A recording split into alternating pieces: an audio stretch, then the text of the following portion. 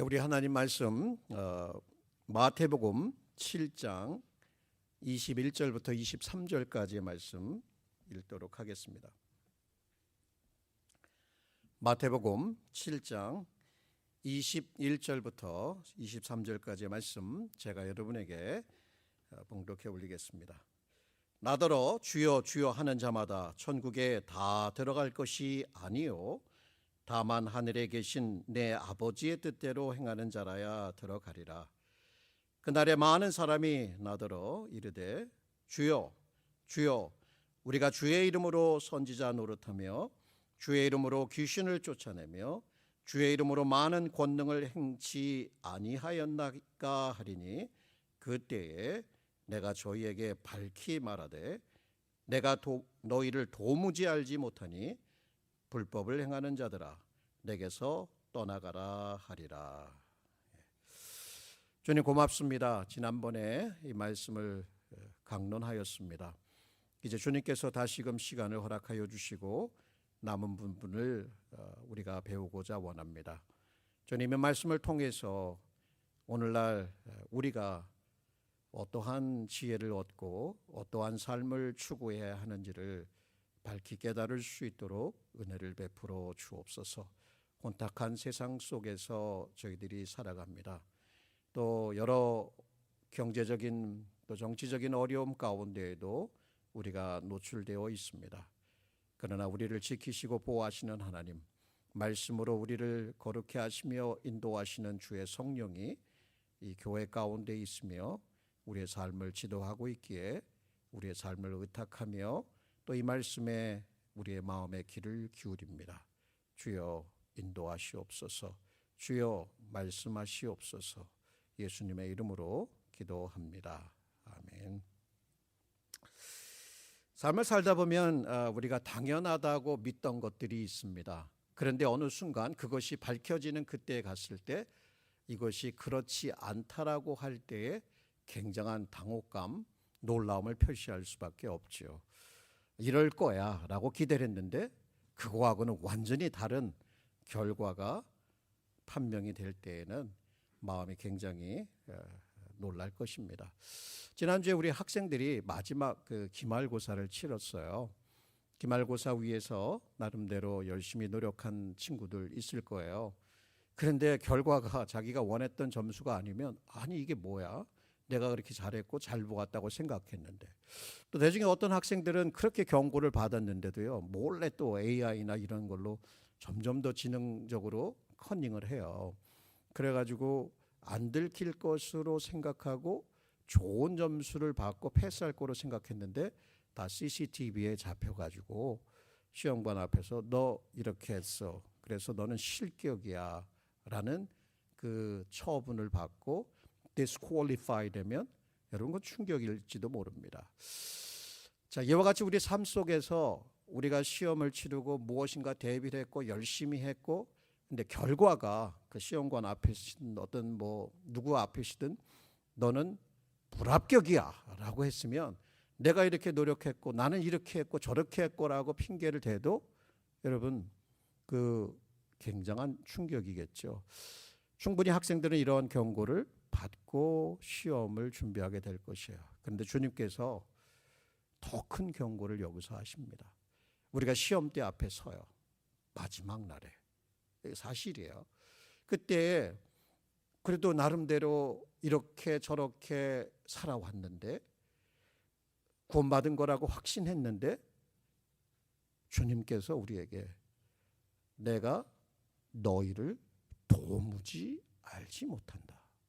나는 천국에 들어갈 거 기대했는데 내가 너희를 도무지 알지 못한다. 불법을 행하는 자들아 내게서 떠나가라. 혹시 이러한 선고를 받게 된다면 그것만큼 비극적인 사건은 없을 거예요. 그래서 지난번에 얘기했던 건 뭐냐면 자기를 구원과 관련해서 신앙과 관련해서 자기는 당연히 구원받았다라고 생각하면서 스스로를 충분히 속일 수 있다는 거예요. 여기 나온 사람들도 주여 주여 하면서 주의 이름으로 내가 이것도 저것도 이렇게 살았는데 이게 충분한 증거가 되지 못할까요?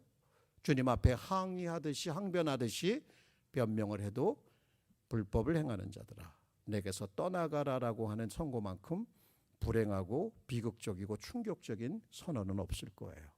자, 그럼 왜 이런 말을 할까? 저와 여러분에게 우리의 구원과 관련해서 우리가 어떠한 삶을 살고 있는지, 우리가 구원의 근거로 삼고 있는 것이 정말 분명한 것인지를 살펴보라고 오늘 우리에게 정말 주님이 은혜로 말씀하시는 거예요. 물론 이거는 경고이기도 하지만 왜 그런 경고를 주냐? 그렇게 살지 말라고, 그렇게 하지 말라고 말씀하시는 거잖아요.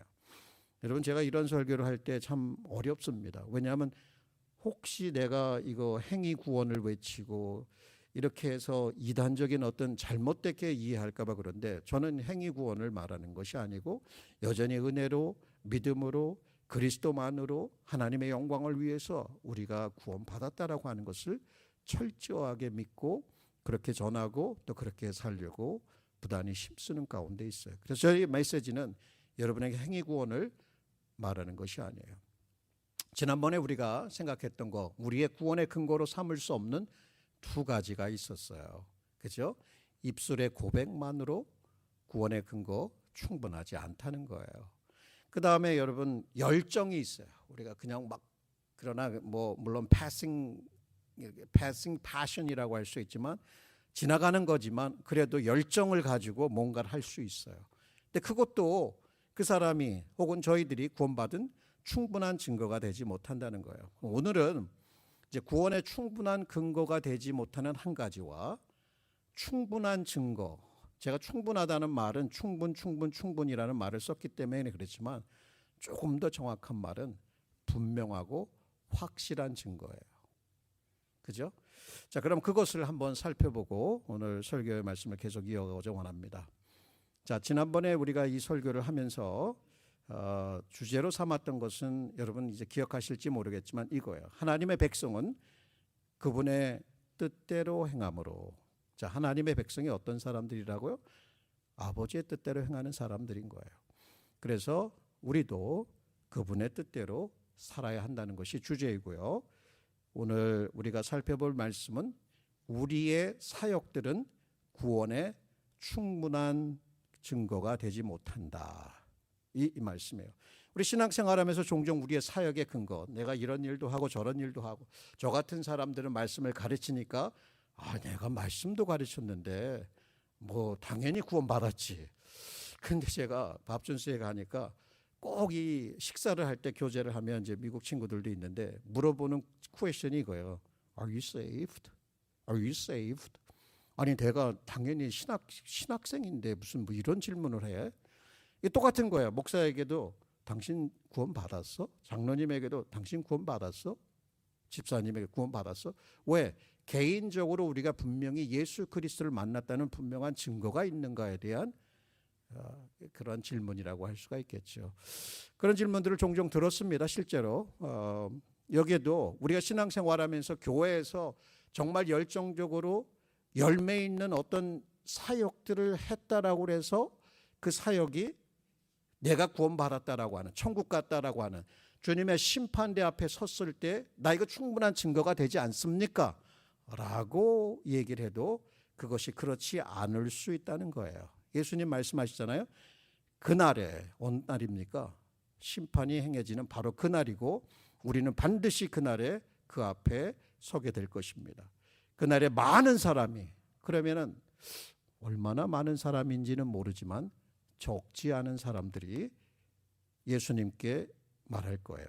주여, 주여, 우리가 어떻게 해요? 주의 이름으로 선지자 노릇을 했다는 얘기는 말씀을 가르치고 전했다는 거예요. 그리고 주의 이름으로 귀신을 쫓아냈다. 축사 사역을 했다는 거예요.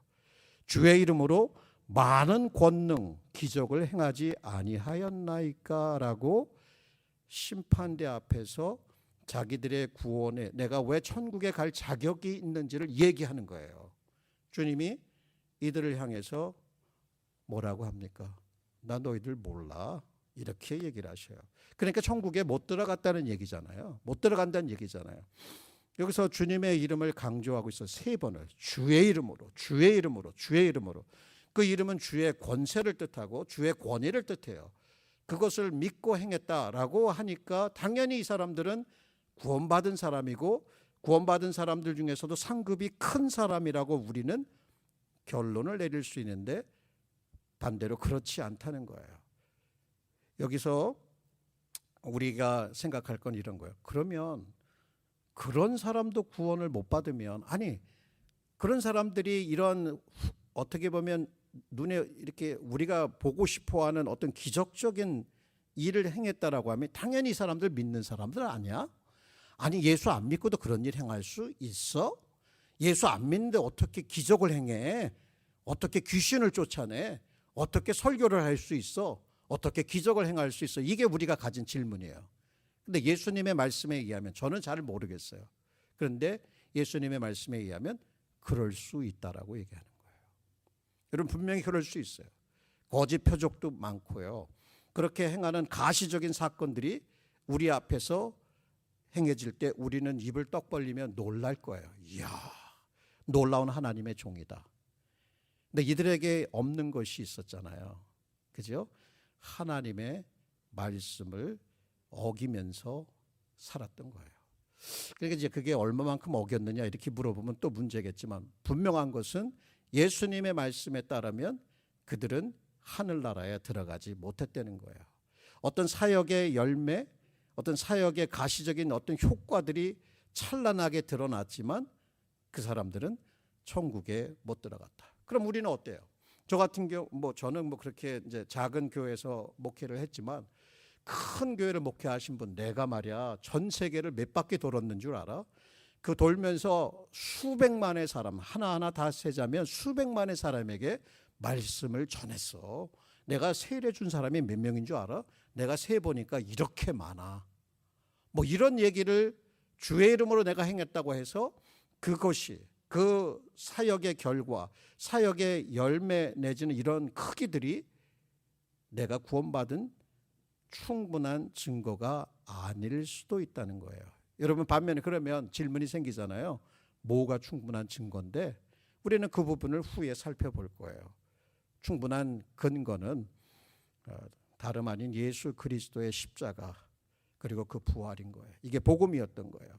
우리의 죄를 속죄하기 위한 예수 그리스도의 죽으심과 사망의 권세, 죄의 권세를 깨트리신 그 부활, 이것이야말로 우리가 구원받은 분명한 이유, 그 근거, 그 그라운드가 되는 거예요. 여기 이외에 다른 어떤 사역의 결과를 가지고 우리가 구원받았다, 나는 천국에 갈 자격이 있다라고 말할 수 있는 사람은 아무도 없습니다. 사실 예수님께서도 이미 거짓 표적과 기적이 있을 것을 아셨어요. 그래가지고 마태복음 24장에 이렇게 경고를 하십니다. 거짓 그리스도들과 거짓 선지자들이 일어나 큰 표적과 기사를 보이어 할 수만 있으면 택하신 자들도 미혹하게 하리라. 이런 많은 그리스도인들이 있어요. 내가 그리스도의 영이 내게 임했다라고 하는 이단들 많은 거 아시죠? 그런 사람들이 모이게 되면 굉장히 박수를 치면서 열광하면서 예배하는 것 같아요. 그리고 거기에는 우리가 보기에 놀라운 일들도 일어나고 있어요. 그러면서 그 사람들은 자기의 신앙을 더 결속시키고 있지만 결국 그것들은 주님 앞에 설 때에 이 말씀에 그대로 걸리게 됩니다. 그들은 거짓 그리스도였고 거짓 선지자였던 겁니다. 이런 발람이라는 선지자도 어땠어요?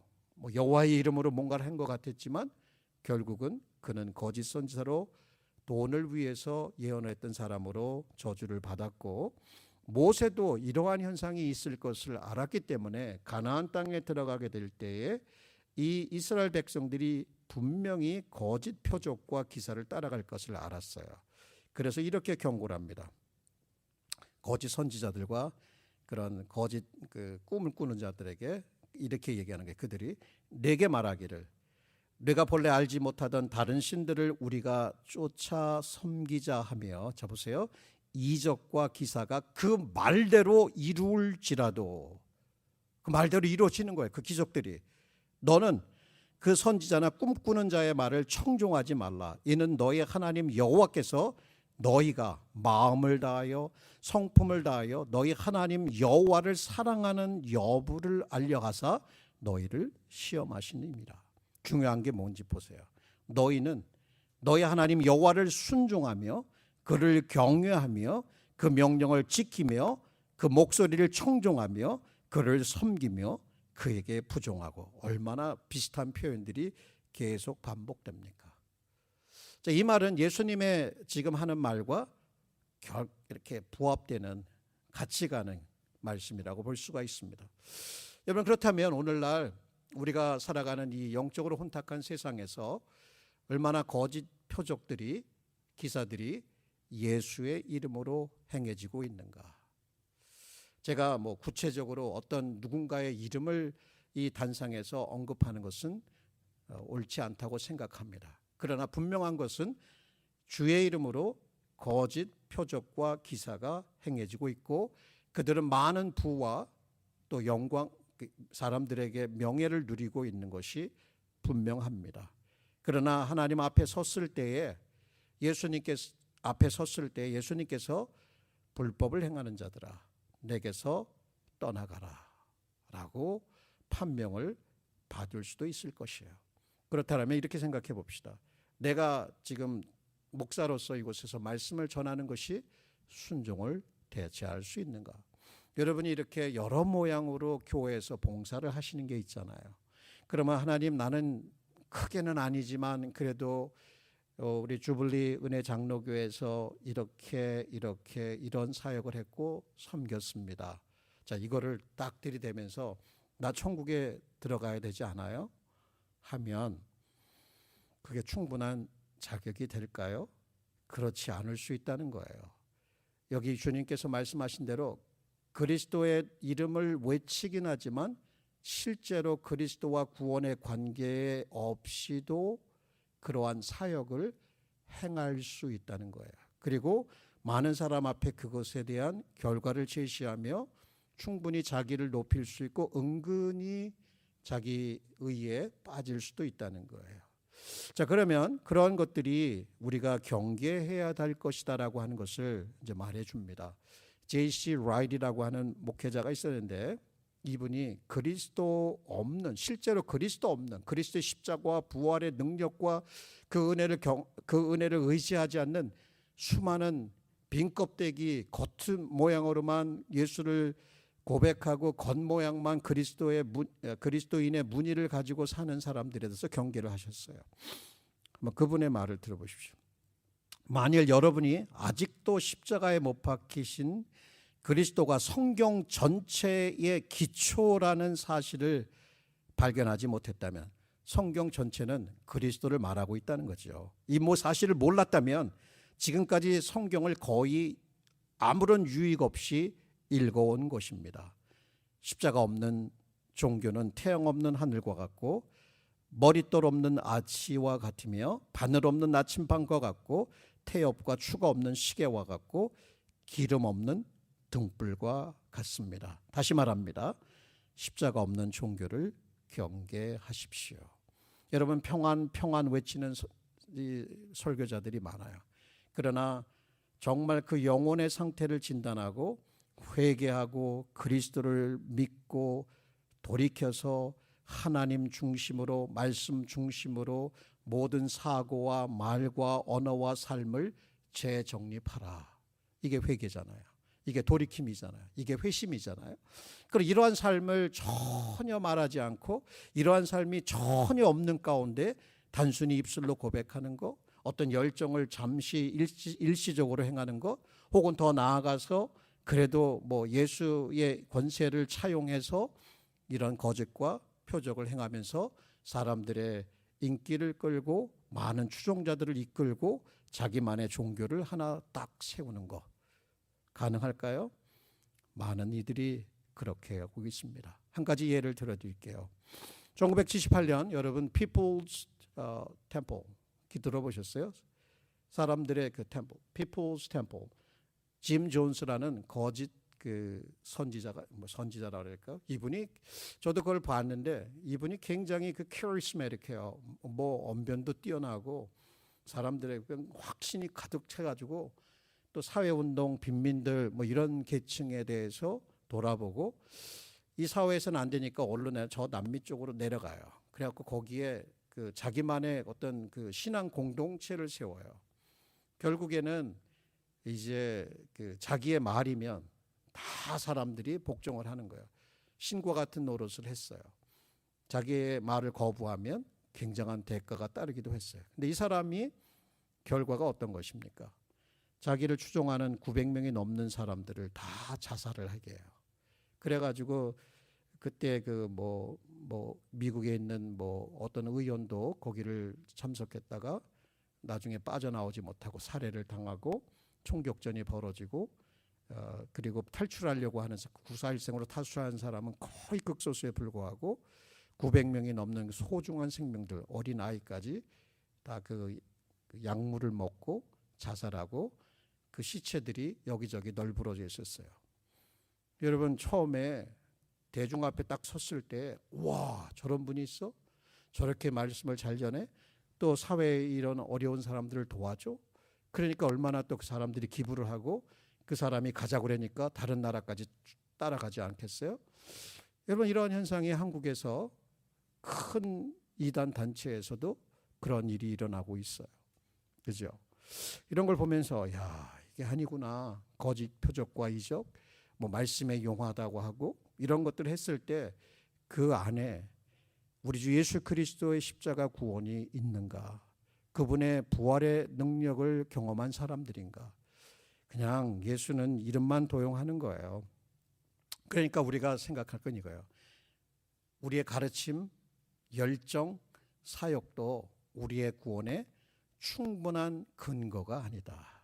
우리가 구원받는다면 여전히 은혜 때문에 구원받는 것이고 믿음을 통해서 구원받는 것이고 오직 예수 그리스도의 십자가와 그 부활의 공로 때문에 구원받는다는 것을 분명히 할 필요가 있습니다.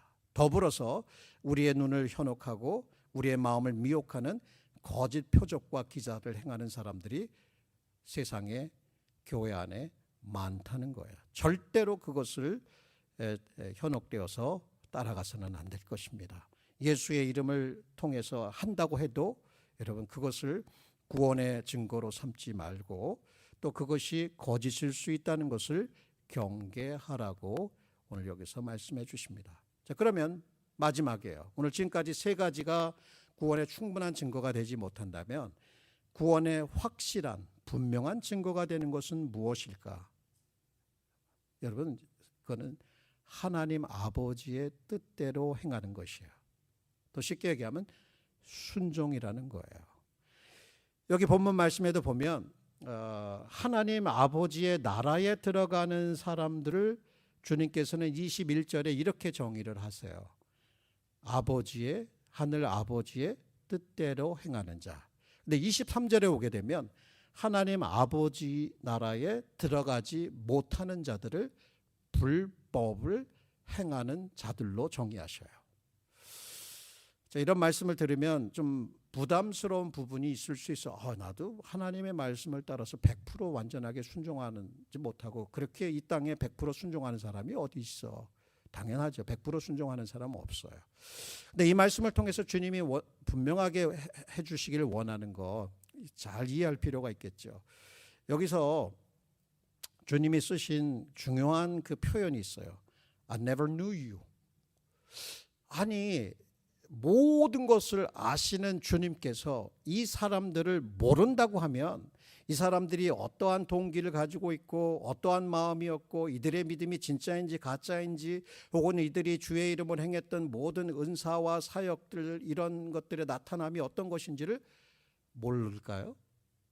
다 알면서도 I never knew you. 내가 너희를 몰라. 그런데 그걸 강조법이에요. 도무지 몰라. 이게 무슨 뜻일까요? 이 얘기는 그냥 안다는 것은 어떤 지식적인 측면이 아니라 이들과 아무런 관계가 없다는 거예요. 어떤 면에서의 관계? 구원의 관계, saving relationship이 없다라고 하는 거예요. 그러니까 saving relationship이 없는 가운데 있는 교회 안에 그런 분들이 충분히 무늬만을 가지고 입술내 고백을 하면서 어떠한 사역도 할 수 있다라고 하는 것이고 사역에 대해서 인정을 받을 수도 있다라고 하는 것을 경계하라고, 잘 보라고, 생각해 보라고, 내가 구원의 근거가 어디에 있는지를 돌아보라고 여기서 얘기를 해주는 거예요.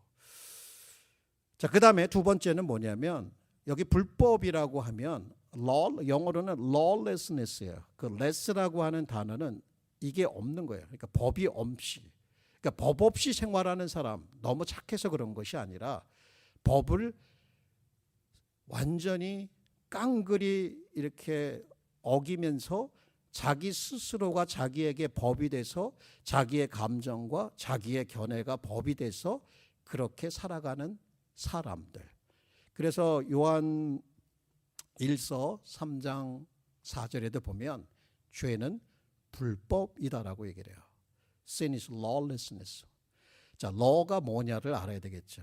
이 율법이라고 하는 것은 보통 우리는 율법주의 혹은 율법으로 말미암는 것이 아니다, 구원은, 이런 걸 듣기 때문에 율법에 대해서 상당히 부정적인 생각을 가지고 있을 수 있어요. 근데 하나님께서 모세를 통해서 이런 율법을 주셨을 때 그 율법은 하나님의 성품, 하나님의 인격, 품성의 근거를 두고 있는 게 율법이에요.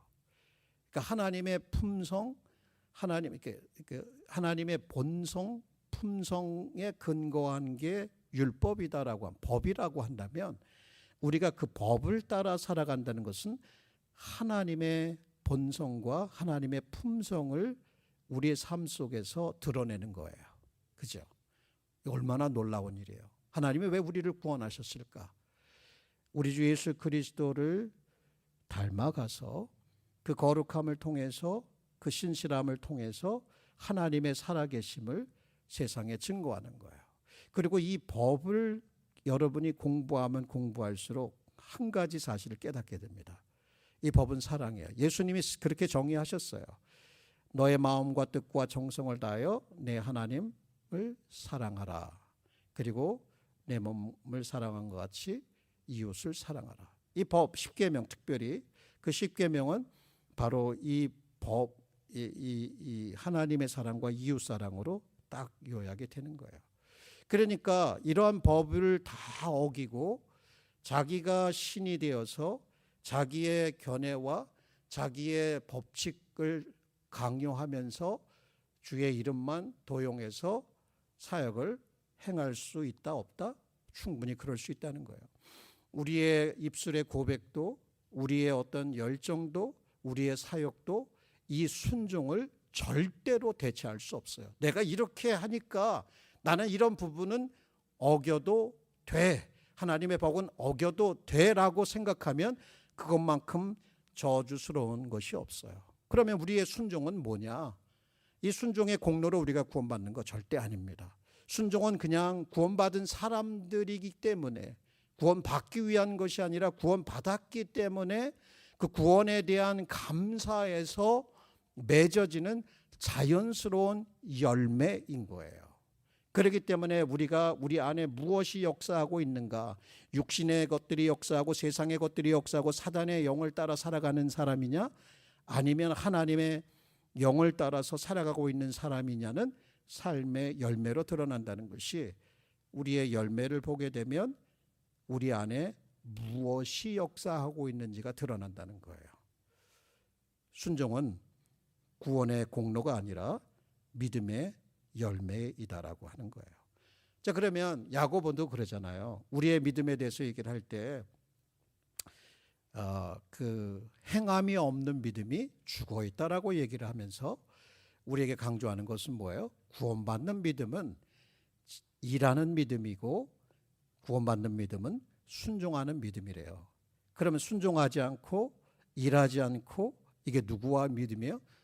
귀신들도 그런 믿음을 가지게 되고 또 헛된 믿음이고 구원에 이르지 못하는 믿음이다라고 야고보서 2장에 말씀을 해 줍니다.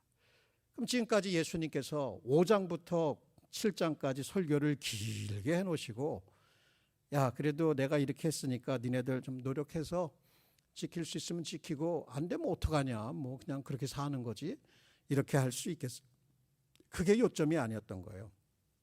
주님은 그분의 말씀을 진지하게 전했고 그 말씀의 원칙, 그 말씀의 원리 이런 모든 것들을 정리하면 결국은 하나님의 사랑과 이웃 사랑이었고 그것이 하나님의 법을 요약한 것이었고 그 법의 원리를 하나님을 사랑하기 때문에 구원에 감사하기 때문에 하나하나 완전하진 못해도 그래도 그게 삶의 목적이요 삶의 가는 방향이요 그것이 좁은 길이라 할지라도 생명에 이르는 길이요 영광에 이르는 길이라는 것을 신앙을 가지고 살아가는 거예요. 이런 의미에서 우리가 순종하려고 하는 것은 하나님 나라의 시민된 표시인 거예요. 그냥 단순한 거짓된 입술의 고백 흔하게 사람들은 해요. 그러나 순종이 100% 결여되어 있다면 그것은 가짜인 거예요. 그러니까 주님의 주되심을 실제적으로 보여주는 이러한 순종, 이걸 강조하는 거잖아요. 그리고 우리의 말과 행동 혹은 우리의 생각 이런 모든 것을 통해서 주님의 주되심을 고백하고 주님께 헌신하는 것, 이게 제자의 삶이라고 우리에게 말씀해 주고 있습니다. 그럼 이것을 부정하는 불순종은 무엇이에요, 여러분? 그건 내가 내 스스로 내 인생을 결정하고 내가 왕으로서 생활하는 거예요.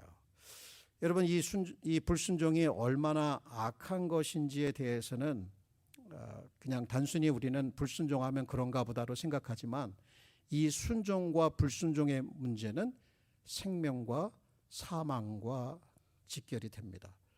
하나님의 법을 따르는 것은 사는 것이라고 표현을 하고 하나님의 법을 불순종하는 것은 사망이라고 얘기를 해요. 이렇게 심각하게 받아들이면서 하나님의 법을 사랑하는 것, 이것이 우리가 가야 할 길인데 이스라엘의 초대 왕은 하나님의 법을 약간 구부렸어요. 자기의 사람들의 눈치를 보면서 자기의 체면을 지키기 위해서. 그랬을 때 사무엘이 얼마나 슬퍼하는지 몰라요. 그리고 그에게 와서 여호와의 말씀을 전했고 이런 유명한 말을 남깁니다. 여호와께서 번제와 희생을 그 목소리를 순종하는 것만큼 기뻐하시겠나이까.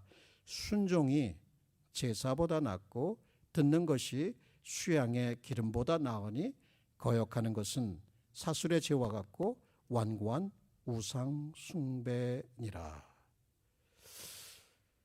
우리가 불순종하면요, 우리 자신이 하나님보다 높아지는, 우리 자신을 높이는 우상 숭배를 범한다라고 얘기를 해요.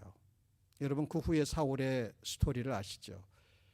사울이 여호와의 말씀을 버렸으므로 여호와께서 사울을 버리셨다라고 하는 준엄한 심판을 경험하게 됩니다.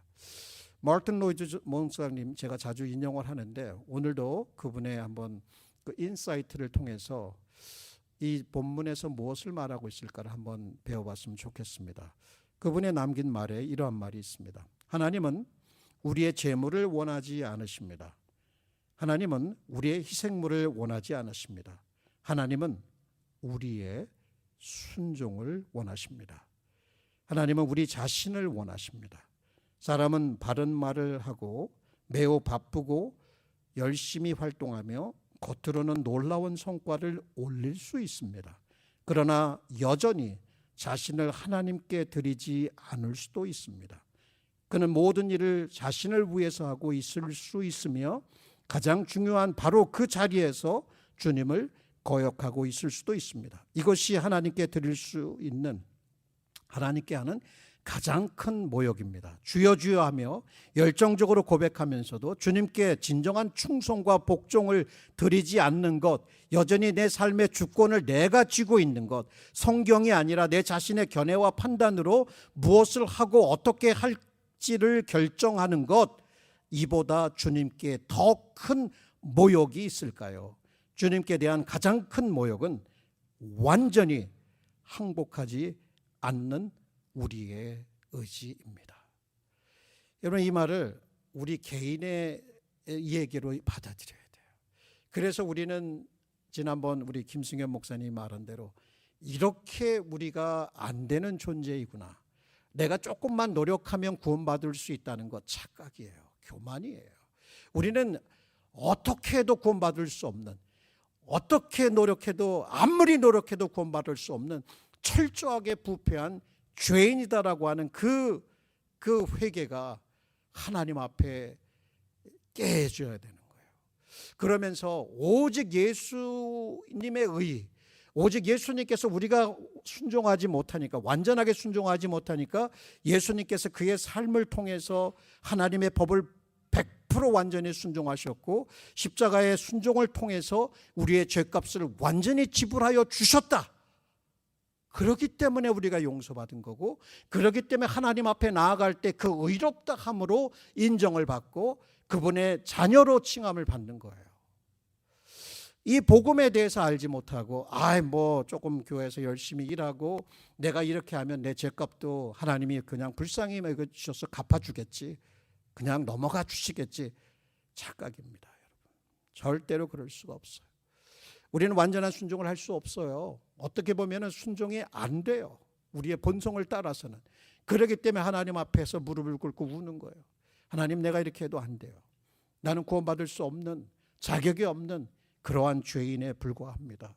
그런데 나를 위해서 그리스도께서 십자가에 달리셨다라고 하는 이 놀라운 은혜를 내가 어떻게 이해하고 어떻게 감사하며 어떻게 살아야 할까요? 이 질문을 가지고 주님 앞에 나와서 물을 때에 주님께서 내 사랑하는 자야, 내가 선한 일을 시작했고 내가 내 안에서 그것을 이루어 주실 것이다라고 약속한 그 약속을 믿음으로 받아들이고 하루하루 주님과 그렇게 살아가는 거예요. 그러니 순종이 복이 아니겠어요? 순종이 행복인 거예요. 순종하기 어려워서 안 하려고 막 억지로 교회 생활 억지로, 봉사생활 억지로 이렇게 할 필요가 없는 거예요. 구원이 너무나 고맙고 감사하니까 나 같은 쓸모없는 이러한 자를 하나님이 어떻게 택하여 주셔서 어떻게 뽑아내셔서 어떻게 그 나라의 백성을 삼아 주셨는가, 이 사실 속 이 복음의 은혜를 깊이 묵상하고 그 안에 잠겨 있는, 그게 안 되니까 우리가 문제지만 그렇게 매일같이 살아가려고 하다 보면 여러분, 순종이 너무나 자연스럽게 우리의 믿음의 표시로 드러날 수 있다는 거예요. 구원받은 증거로 드러날 수 있다는 거예요. 여기서도 또 구원받으려고 내 순종을 가지고 이렇게 들이대면 보일 게 별로 없습니다. 여러분, 하나님, 그러니까 특히 아버지와 아들과의 관계에 있어서도 이렇게 어떤 아들이 아버지를 정말 존중하고 사랑하면 아버지의 뜻을 존중하고 따라가겠죠. 너무 자연스러운 거예요. 인간관계에서도 마찬가지로 우리를 구원하신 하나님 아버지, 그 아들을 아끼지 아니하고 내어주신 그 아버지의 사랑을 알면 우리가 자연스럽게 그분을 따라가게 되는 거죠. 여러분, 우리가 이러한 고백을 했던, 어떻게 보면 그 하나님의 말씀을 순종하는 것을 삶의 목적으로 살았던 사람들의 이런 고백이 있습니다. 특별히 예수님도 그 어머니나 가족들이 찾아왔을 때 제자들에게 하시는 말씀이, 자 보아라, 내 어머니와 내 형제들이다. 누가? 하나님의 뜻대로 말씀을 듣고 행하는 사람들이 나의 어머니고 내 형제들이다. 이런 표현을 써요. 그리고 주님도 이런 말을 해요. 오히려 하나님의 말씀을 듣고 지키는 자가 복된 자이다. 복이 있느니라. 그리고 욥도 이런 말을 해요. 내가 그 입술의 명령을 어기지 아니하고 일정한 음식보다 그의 입의 말씀을 귀히 여겼구나. 주님 자신도 내 양식은 뭐라고요? 하나님 아버지의 보내신 자의 뜻을 행하는 것이다라고 말해요. 이처럼 순종은 행복인 거예요. 우리에게 복이에요. 그리고 그 순종을 무엇을 해야 될 것인가로 생각한다면 항상 쉽게 생각하세요. 하나님을 사랑하고 이웃을 사랑하는 것이고, 이 순종이야말로 세상이 알지 못하는 기쁨과 행복을 저와 여러분에게 준다는 겁니다. 자, 그러면 결론입니다. 여러분, 이런 생각을 한번 해보세요. 여기 어떤 건축회사의 CEO가 어떤 큰 프로젝트를 맡기고 싶어 해서 사람들에게 응모를 하게 했어요. 최종 3명이 그 앞에 뽑혀서 올라갔습니다. 첫 번째 그 인터뷰를 하는데 첫 번째 사람이 그렇게 사장님 앞에, 회장님 앞에 서서 얘기를 해요. 회장님, 저는 우리 회사의 그 비전이 무엇인지를 분명하게 합니다. 그리고 회장님께서 어떠한 자인지, 어떠한 취지를 가지고 이 회사를 시작하셨는지 회장님을 굉장히 존경합니다. 그러면서 정말 탁월한 어떤 스피치로다가 회장님을 감동시키고 그 건축 프로젝트를 맡으려고 시도를 했어요. 두 번째 사람이 또 그 회장님 앞에서 얘기합니다. 회장님, 저는 이미 우리 회사의 이름으로 많은 자선 사업을 했고 또 회장님의 이름으로 이 회사의 어떤 큰 건물들을 이미 지었습니다 하면서 자기가 행했던 어떤 그 업적에 대해서, 회사를 위한 공로에 대해서 이렇게 아주 입심 있게 얘기를 했어요.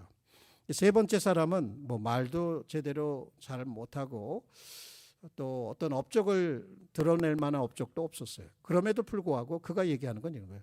회장님, 저는 회장님의 말씀과 지시를 잘 따랐고 또 우리 건축을 행할 때, 어떤 건물을 행할 때 그 코드에 따라서 정확하게 그것을 어기지 않고 따라서 행했습니다. 자, 이렇게 얘기를 했어요. 세 사람의 인터뷰가 끝나고 회장이 딱 불러요. 한 사람은 열변을 토했던 사람 탈락. 또 자기가 뭐 회사를 위해서 업적을 세웠다라고 한 사람도 탈락. 근데 여기 좀 말도 제대로 못하고 그런데 그 건축 규정을 따라서 정확하게 하나하나 따랐던 사람, 그리고 회장님의 그 원하는 그 계획이나 어떤 뜻이 있다면 자기의 뜻과 자기의 생각보다는 그것에 맞춰서 정확하게 했던 사람이 뽑혔다. 자, 이건 상상해 본 거예요. 이 오늘 스토리하고 뭔가 연결이 있지요. 여러분, 우리가 우리의 생각이 있어요. 우리의 감정도 있어요. 그런 걸 가지고 기준을 삼아서 우리의 삶을 살아갈 것이냐.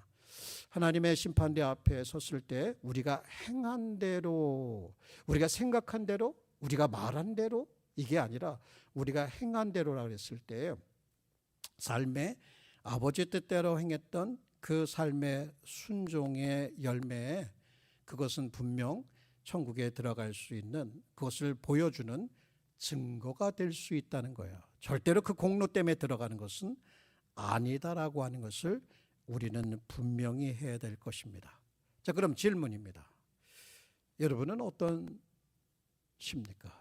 여러분이 믿음을 가지고 있고 그 믿음에 대해서 삶 속에서, 관계 속에서, 교회나 직장, 사업터에서 어떠한 삶을, 무엇을 기준으로 살아가고 있어요? 여러분, 좁은 길을 가고자 마음에 작정하셨습니까? 근데 그게 제대로 되지 못해서 마음이 너무 슬프고 하나님 앞에 죄송한 마음이 있습니까? 그래서 회개하며 주님의 사람으로 살 수 있기를 간절히 소원하십니까? 오늘 설교를 이렇게 하면서도 우리가 정통 말씀, 특히 저희들과 같이 보수주의 교회들은 그런 것들을 굉장히 외치고 표처럼 막 드러내면서도 정작 순종하지 않는다면 그것은 자기 기만이요 위선에 불과할 것이고 주님은 그 중심을 정확하게 보고 계신다는 것을 우리 스스로 잘 생각해 볼 필요가 있어요. 그래서 주님의 오늘 이 말씀을 잘 받아들여야 돼요. 그리고 이해해야 돼요. 우리 순종 단순히 구원받기 위해서, 나 자신을 드러내기 위해서, 나의 의의를 드러내기 위해서 절대 안 돼요. 나의 괜찮음을 드러내기 위한 게 아니에요. 오히려 구원받는 사람에게 있어서는 이 순종은 그냥 신분증과 같은 거예요. 우리가 어떠한 사람인지, 그리고 천국 시민의 어떤 여권과도 같다고 표현할 수 있을 것 같아요. 우리가 어떠한 자인지, 우리 안에 무엇이 역사하고 있는지, 무엇을 믿고 있는지를 바로 이 순종은 우리에게 드러내 줄 것입니다. 여러분, 오늘 이 말씀을 들으셨는데 우리 구원의 기초는 우리 주 예수 그리스도밖에 없다라고 분명히 말씀을 드렸습니다. 그래서 우리는 다시금 예수 그리스도께로 돌아와야 하고 우리의 믿음의 눈을 그분께 고정해야 하는 것이 오늘 설교의 권론입니다.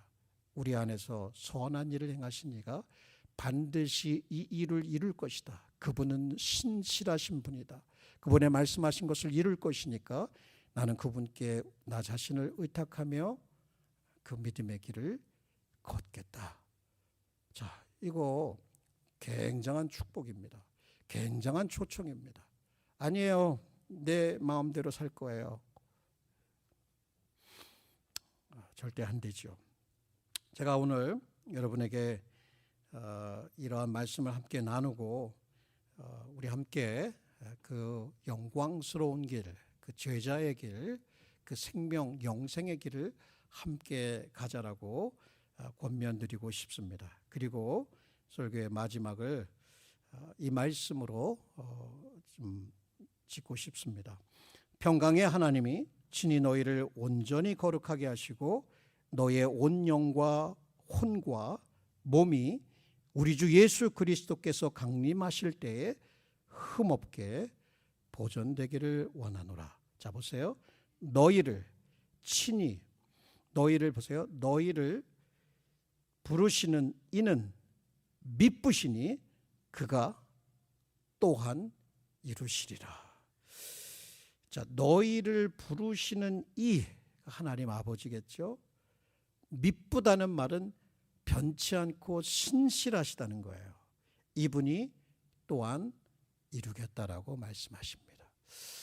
이 말씀을 우리가 함께 붙들고 이 시간에 좀 기도했으면 좋겠습니다. 우리를 부르시는 하나님께 우리가 순종의 길을 걷겠다고 한번 다 같이 좀 감사함으로 좀 기도했으면 좋겠습니다.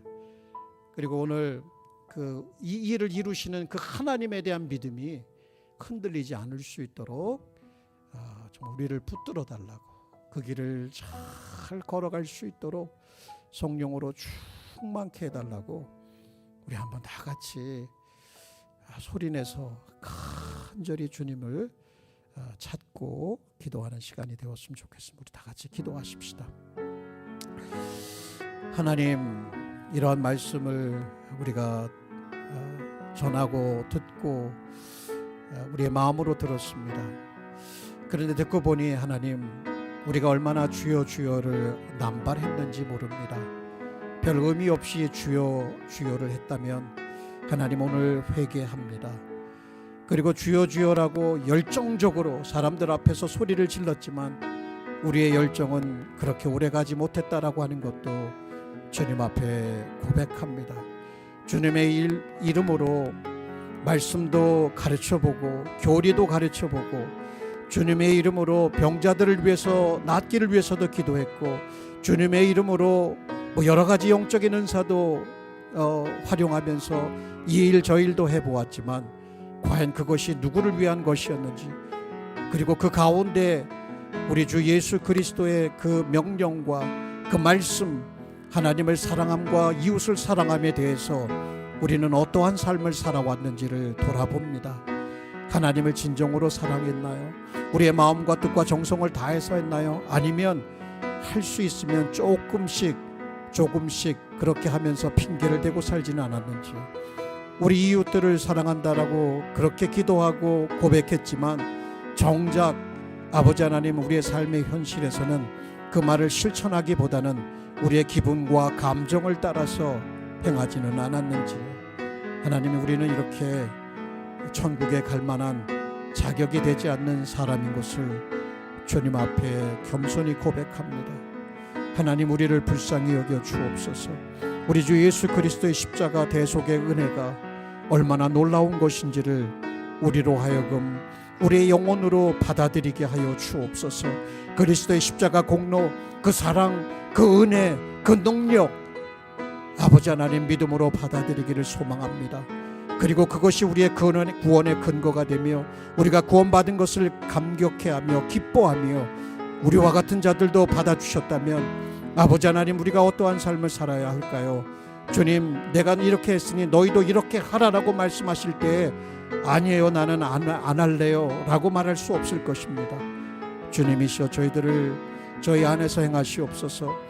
저희 안에서 이 일을 행하시지 않으십니까? 신실하신 하나님의 그 신실하심을 믿고 주님 앞에 기도하오니 주님, 불순종을 먹고 마시고 살았다면 이제부터는 하나님 아버지의 뜻을 그 무엇보다도 앞세우며 그 뜻을 따라서 행할 수 있도록 우리 사랑하는 교회를, 우리 사랑하는 교우들을 축복하여 주옵소서.